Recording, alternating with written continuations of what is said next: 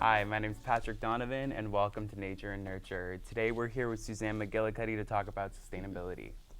Thanks for coming, Suzanne. Thanks for having me. So, what does sustainability mean to you? You know, I wasn't even familiar with the term until I came to work at FIT, but I've always been involved in social justice and was involved in, as a family, in environmental awareness. We recycled and all of that, but really it just means that there's enough for all forever. Yeah. But it's not just about environmental awareness. It's really also about social sustainability and economic. So as the co-chair of the Sustainability Council, one of the things that I've been doing this year is working with our group to get folks to be aware of the full picture.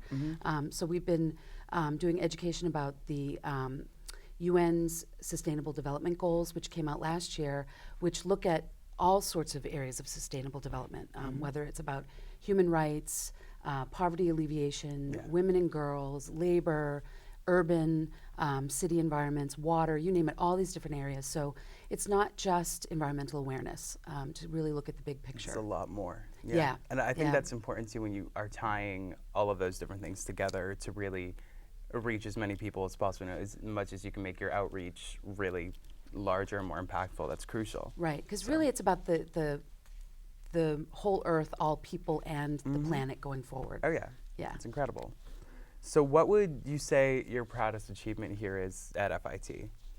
For me, it's really been working with the students who are involved in the Clinton Global Initiative University, or CGIU. We started 3 years ago, and we're about to go into our fourth cycle, and being able to make connections for students to help get their projects off the ground. The first one that was accepted was the Natural Dye Garden. And I was never a gardener before, and now all of a sudden I'm gardening with students.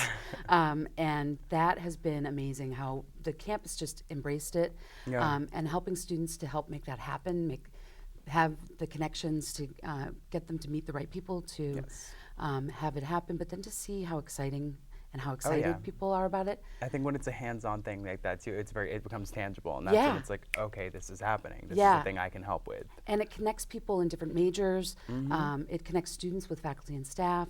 So first we had the garden. Then the garden led to the second year. We had students accepted to CGIU with the cotton muslin textile composting project. So that was the second year. Then this third year, we had students accepted with FIT hives. So they just finished a documentary showing the importance of bees, not just to the world, but to all of the different areas at FIT that use bee products. And in the spring, we're bringing bees to the roofs, the green roofs. That's incredible. At FIT, yeah, it's great. Very, very, It really cool. is, yeah.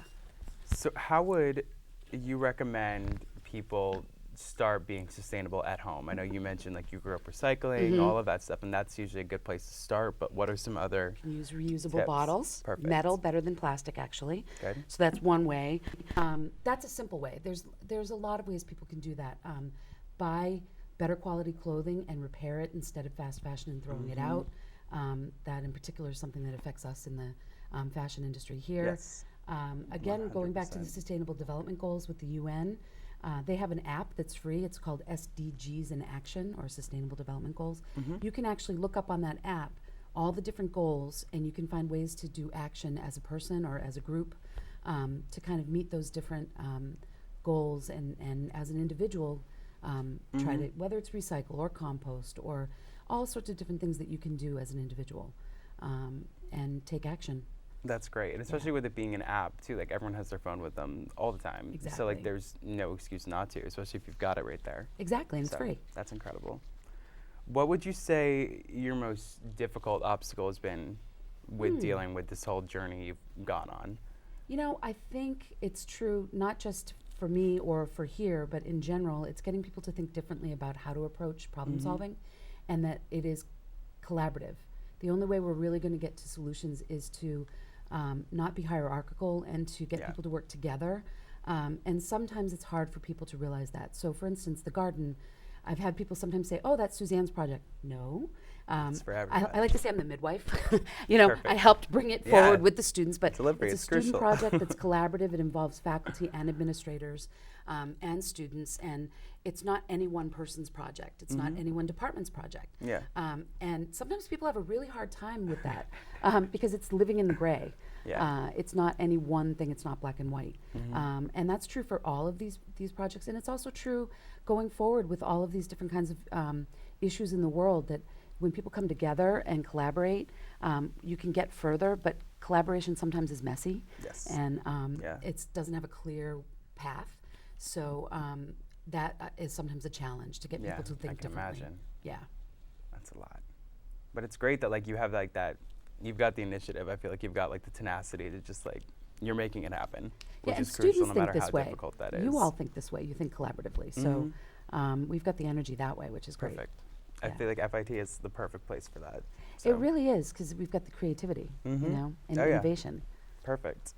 So I know we've talked about this, but besides, is there anything you guys are working on like currently? I know the bees are coming, Yes. and the dye garden is in progress and all of that Yes. stuff, but Well, a couple things. We for the spring we have an annual sustainable business and design conference, and we have our new theme, which is sustainability, responsible global citizenship. So again, tying it all into global citizenship. We have some really exciting things coming for the Spring Sustainable Awareness Week, which we can't announce yet, but it's going to be really exciting. that's awesome. Yeah, we have a lot coming. So surprises. Which we can't announce yet, but it's going to be really exciting. That's awesome. Yeah, we have a lot coming. So surprises coming. yeah, That's yeah. good. That's always fun. Awesome. So I guess one of the last things I want to talk about is like what sort of made you come into being here at FIT with sustainability? Like how did you really get involved with this?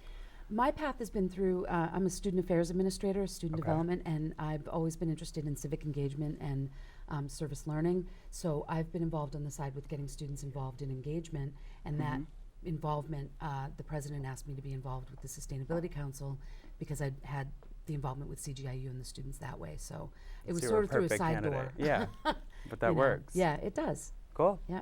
All right. Well, that's it for today. Thank Okay. you so much. I learned a lot. Thank you for coming. Thanks for having me. This is Patrick Donovan. This is Suzanne McGillicuddy, and thank you for watching.